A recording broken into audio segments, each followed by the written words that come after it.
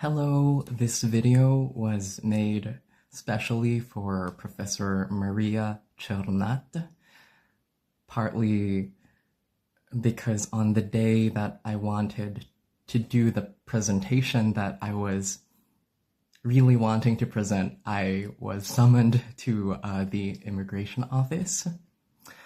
So if I have the opportunity, I will definitely still present at the exam. This is a very simple, very not edited video. I'll still present during the day of the exam, but you never know. I never know in case something happens or I have to go to the Philippine embassy, the Romanian embassy, or the immigration office again, then at least I have something to show to Professor Maria.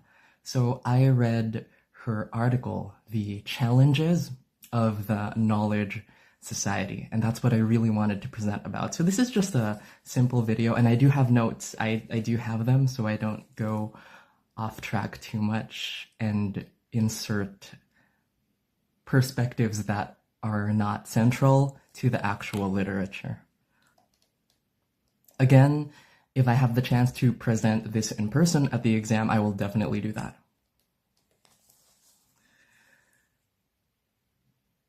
Imagine a place where truth was not a destination, and it wasn't a transaction either. For centuries, the university was meant to be the ivory tower, not to hide from the world, but to protect the Republic of Letters, which was kind of a sacred space where reason and culture were the only masters. But today, as Maria Chernat reveals in her searing critique, that tower is under siege. We are standing on the ruins of national culture, watching our institutions of higher learning transform into what she calls a multiversity. This isn't just an evolution, it's a betrayal of the classical foundations laid by thinkers like Kant and Humboldt. The pursuit of knowledge for mere intellectual curiosity has been abandoned.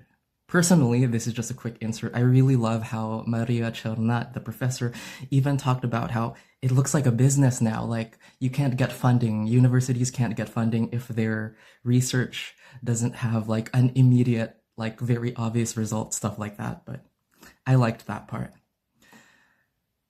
In the place of intellectual curiosity, instead now we have what appears to be commodified knowledge. Information that is only as valuable as the price tag that a corporation is willing to put on it. But the question is, how did we get here?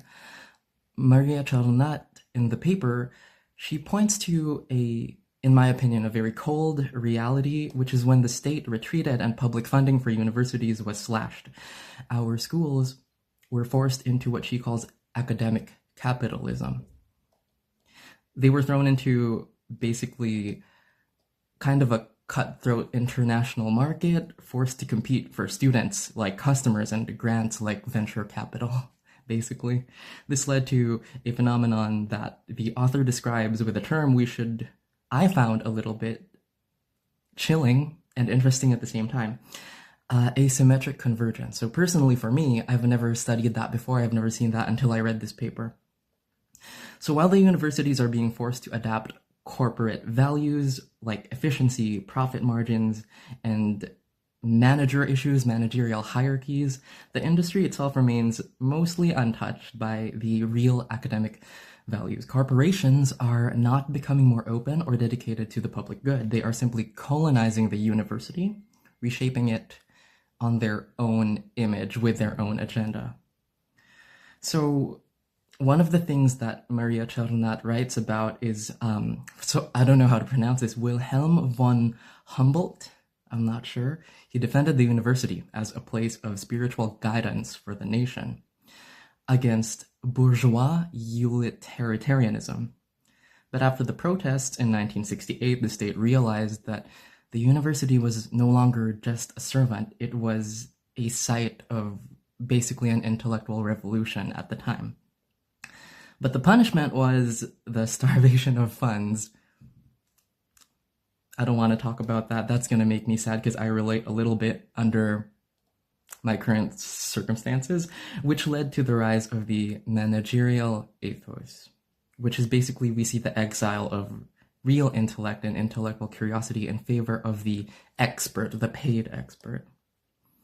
If you want to see the smoking gun of this crisis, we look at an example given by the professor who wrote this, the Berkeley-Novartis controversy of 1998. Maria Tronat highlights this case as the moment that the mask fell off. UC Berkeley, a land-grant university built on a populist mission to protect the little guy, metaphorical little guy, and the laboring masses, essentially signed a deal that we can describe as kind of like an auctioning of the whole institution, of the whole department. And then there was a pharmaceutical grant. I forgot how to pronounce that for a second. Novartis, which they were given unprecedented influence over the research agenda. And a lot of problems can come from when a scientist's truth threatens the corporate bottom line. In the case also given by Maria Tronat, which is the case of Professor Ignacio Castañeda, he did exactly what a scientist is supposed to do. He looked at the evidence, he published research showing that transgenic DNA from corporate engineered crops were contaminating the acres, the land, and the plants in Mexico. He spoke a truth that was inconvenient for the biotechnological giants who were making a lot of money, basically. And because of that, he was essentially destroyed. He was denied his own tenure through a process that Maria Tronat shows was infected by committees linked to the very agreement which he criticized. It took kind of a revolt, a revolution of 300 faculty members and years of legal action to save his career as a scientist, basically, because he said something that was true, but I guess that I'm not going to comment. So now we're living in what Professor Maria Tronat calls the audit society. Our professors are no longer judged by the depth of their thought, but by their accountability to the ledger, and more importantly, if they are essentially profitable, they're forced to justify every penny that they earn, sometimes through efficiency and low production costs, replacing the democratic method of the academic senate with the corporate hierarchy. So we have to ask ourselves, what is the point of a university that knows the price of everything, but knows the value of nothing? Maria Tronat warns that if we continue to treat the knowledge that we receive, that we may or may not even use in our day-to-day lives, hopefully we get to, but in either case, if it's just private intellectual property, this knowledge, or even the professors are like now intellectual property of the people on top, rather than a public good, we risk what the author, I believe she called it frankenfoods, that's the term I remember, while the research that could protect us is hidden behind corporate patents. So a lot of people are losing their ability to think critically, because critical thinking doesn't have a high return of investment. If the university is no longer a republic of reason, just another branch of the global market, then we haven't just lost an institution, a lot of people might have lost their future. Is the university still a beacon of truth, or is it just a ruin inhabited by managers? That's a question, and it's broken down into really good detail in this amazing piece of writing that I had the opportunity to read, even though I'm always going back and forth from like the Philippine embassy to the Romanian embassy and the immigration office, which is why I cry every day. Anyway, so it's a really good paper, and I think the answer to that last question is we have to be very aware of how universities are being handled, which obviously I'm not in that job market at this time. I'm not in that profession, but I think the author would agree. That we need to reclaim the pursuit of knowledge for its own sake. Thank you.